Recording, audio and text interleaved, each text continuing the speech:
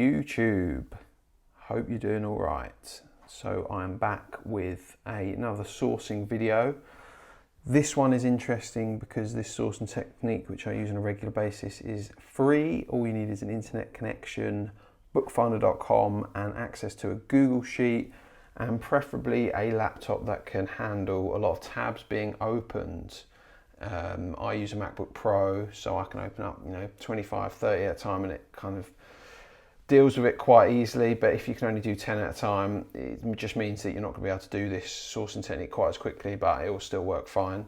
The basic premise of this sourcing technique is that you are going to be collecting your favorite ASINs that you might have sold in the past, which might have sold for a good amount, and you're going to be sifting through these as quickly as you can to try and find below market value opportunities.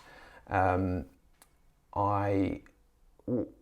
become quite evident when we run through this exercise. I started the exercise earlier just so that we could get a result that's kind of worth buying, so that you can kind of see the sourcing technique working in real time, as it were. But what we're looking for when we do run through, this is just a random book I've got up, not great or anything, but just as an example, what we're going to be looking for, obviously, if anyone's been on this comparison site before, which also, on a side note, I think is probably the best one on the market in terms of the way it looks and the how quickly it loads up.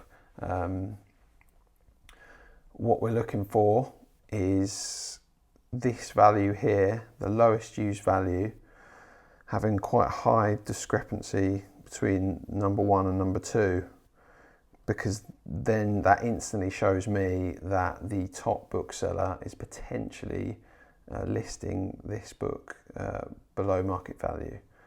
So Declutter at the moment probably is listing this correctly at the market rate, at the lowest market rate at $12.41, because the next one's down at $12.42.13. So Declutter, they're pricing fine, but if Declutter was $12.41 and then HPB Dallas was $25, $30, $40, then that's a potential buying opportunity. So this technique here, if we look at the Google Sheet, which I can show you, that I started running through earlier, in column B we have the list of ASINs that I've picked out, and then in column D is just the Bookfinder URL, which I've concatenated together from the hidden columns, which you don't really need to see. But what we're going to be doing is just highlighting rows here. This is what I did earlier. So it took me about 10 minutes to find this particular book, which we're going to look at, just to give you an idea of this sourcing technique and kind of the power of it potentially. So what I'm going to do, I've highlighted 23 books. I'll just go for 20. And what I'm going to do on a Mac, I don't know what the Windows equivalent is, I'm going to press Option Enter, and that's going to tab out all those ASINs for me. So the maximum, oh God's sake, man.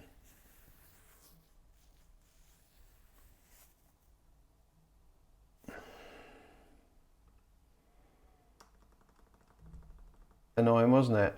We're back. So this is a few minutes on. What just happened there with the error on Bookfinder is just to tell you that because I've been running quite a few searches through Bookfinder via this method whilst doing this video, they've blocked my IP address for a little bit. So FYI, when you're doing this sourcing technique, you can only run 300 ASINs through Bookfinder over a kind of an hour, hour and a half, 2 hour period. So that's why you can only do it a couple of times a day, because otherwise they will block your IP address, and that's what you saw just then. So now it's a few minutes later on, and I've been able to load up some tabs just to show you what's going on. So I had the same selection as before because I know that this book here is worth buying, and it outlines to you the technique that this is working. So we've tabbed out however many, and we can see here this book's obviously not worth buying because all the top rows are a similar value, and that's the same with this one, same with this one. This one's got no values, that one's not even coming up. This one doesn't have many offers.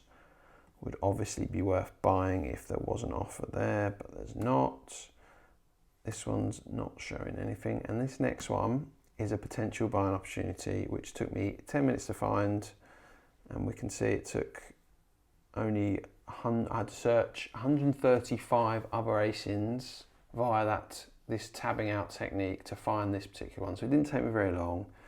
And we can see here there's a clear buying opportunity because we've got World of Books.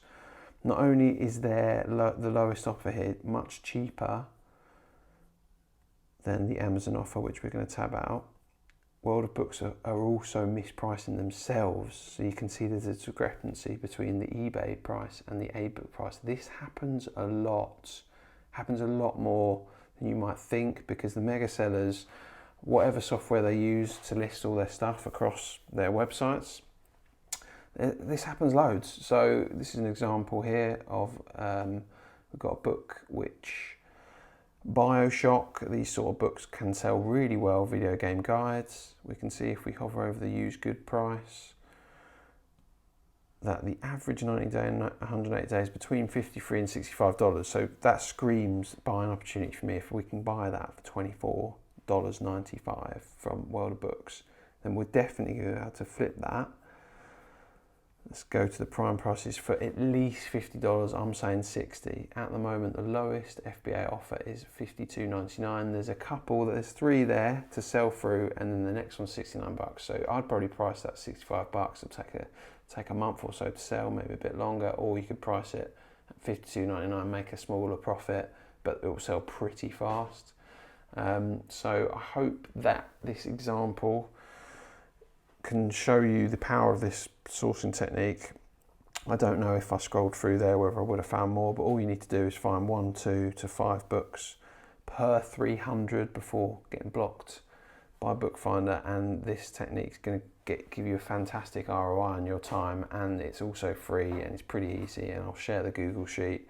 But I hope that made sense. It's a very simple technique, but it works really well. I find mispriced books via this technique very often, and it's a great thing to do on a regular basis. You can run it multiple times a day, and yeah, I hope some of you guys will test it out, and I'd love to see in the comments or on the Facebook group examples of you guys finding some real good buys with it. So yeah, thank you for watching. Hope you got some value from it, and I will catch you in the next one.